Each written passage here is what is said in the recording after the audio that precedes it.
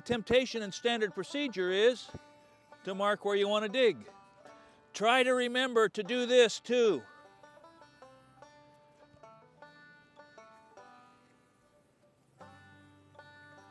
So that when you've obliterated exactly where you wanted it, you can line up with the crosshairs.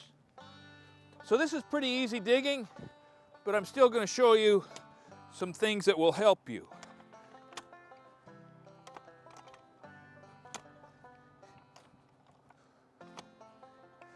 This is not rocket science.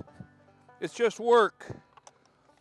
But if it gets hard, or if you hit a root or a rock, this is the best digging bar on the planet. You can use it for pushing over the bottom of posts, alternate between this and this. I had some guys here putting up fence about a year ago, and they absolutely humiliated me. They were spending, I think, about 6 minutes per hole. Now it begins to get tough. So you can either fight it with that, or you can get this, and that works good. We've already talked about it. Or if you don't have one of these, get a concrete stake and a form setter and soften the grade like that. Or dig out the rocks like this. Or if you hit a root, get a big long chisel that you don't mind tearing up, and you can reach down in there and chop off a root, no problem. So all of this is intuitive, but let me show you something in a second that is next level. Let's say it starts to get tough. It turns into shale. You're not making any headway. Or you hit a root that you just can't get down to. Here's the ace in the hole.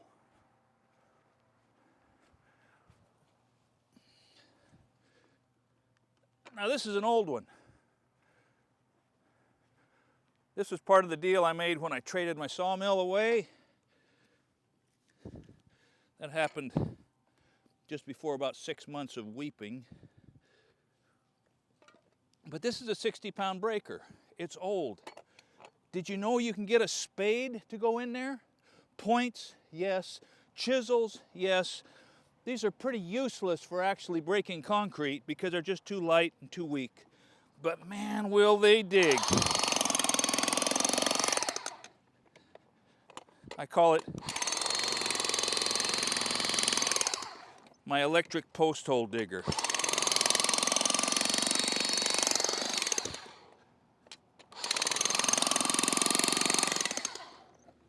It's worth having one of those just for that. Because once it's loose, it's sure a lot easier to pull out.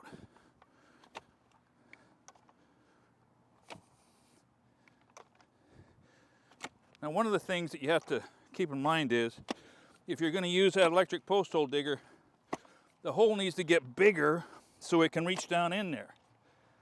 But that's a small price to pay. Oh, I hit something hard. What is that? Piece of shale, maybe. Or maybe a treasure box. No problem.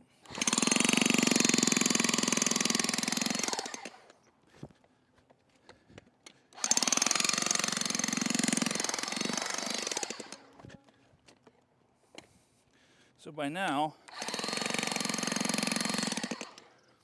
you see the advantage.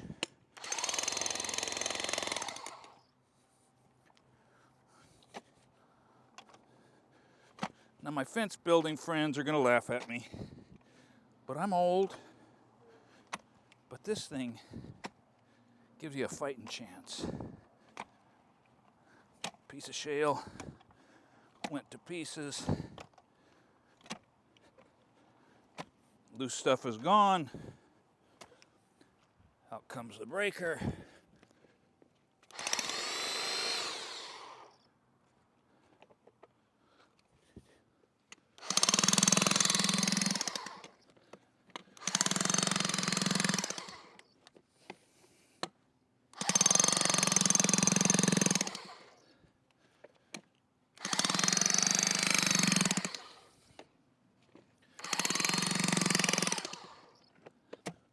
tougher,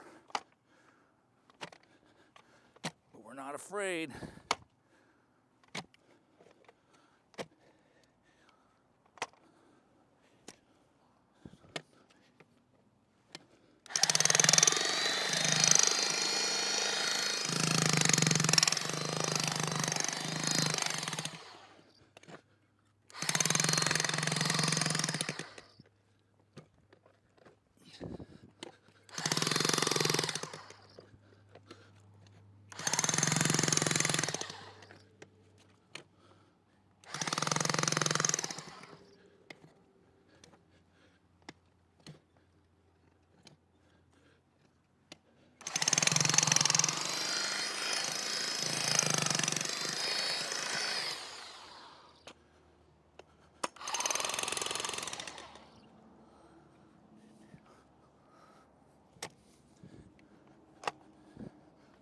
Because once it's loose, we just don't care anymore.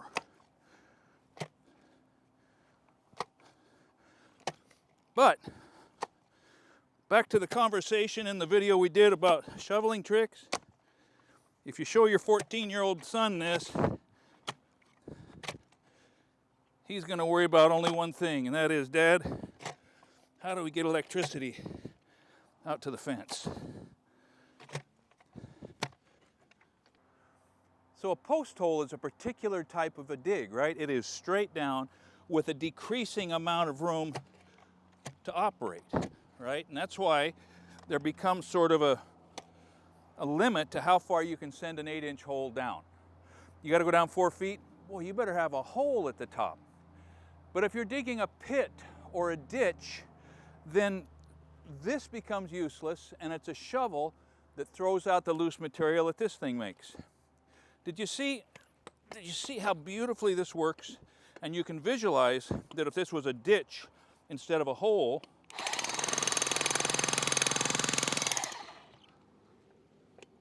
you can push that ditch along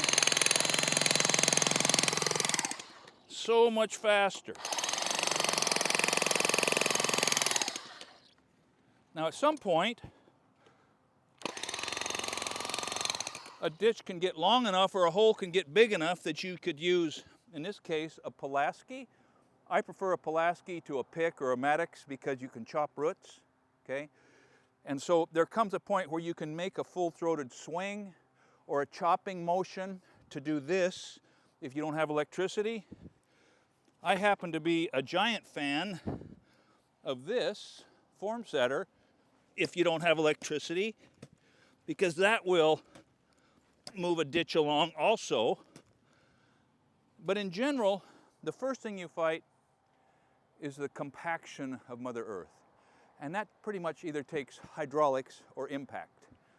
Once the impact has broken up the compaction and it becomes just dirt, I don't even have a shovel here, but a shovel will pull that out. And there's no using the dirt transferring technique that I showed using your thigh as a fulcrum with this. It's push it in and lift it up. Can't be helped. So in case you missed it, if you're in clay soil, it gets hard to clean off your post hole digger, and it gets hard to clean off a shovel. So either bring a cinder block with you or throw your stake or your bar down and just use that kind of like an anvil to interrupt and dislodge the clay. But the thing you got to keep in mind is, if you got your kid out there doing it, he's going to go off and leave your digging bar under the pile of dirt. So maybe paint it red. That won't last. It gets driven down into the grade. Pay attention, because the last thing you want to do is lose a square concrete stake. This is an experimental hole, right? It's for demonstration purposes only. And I glossed over the beauty of this bar. I don't know where you get this. This came from Neil Groves. It is made for digging. Okay, boom, chop roots, move rocks, and for tamping. I'm going to tamp this hole so that it's not a soft spot here next spring. You can tamp post holes with this like crazy. So that kind of firmed that up a little bit. I kick in a couple of these clods. Oh, there's my stake. So if you didn't see the video about shoveling pro tips, this is a way to make it a little easier on your back by just bending your knees, leaning down, lifting, pushing, and being able to throw this without really lifting it with your back or arms or shoulders.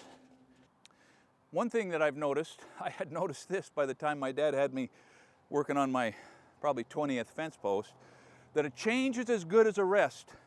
And going back and forth from a pick or a bar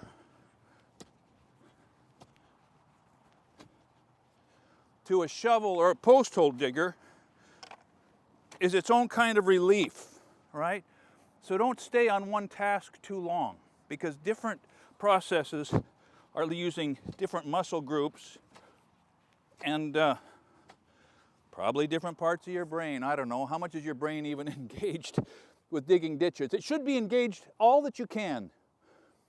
Don't just put your intellect on the shelf because you think what you're doing is strictly menial labor. There's always a way to get more good out of what you're doing if you include your brain, or you watch your neighbors, or you try to learn from what's going on around you, either by the positive or the negative example. And then the goal becomes, as many times as you can, and in as many ways as you can visualize, become a positive example. Thanks for watching Essential Craftsman, and keep up the good work.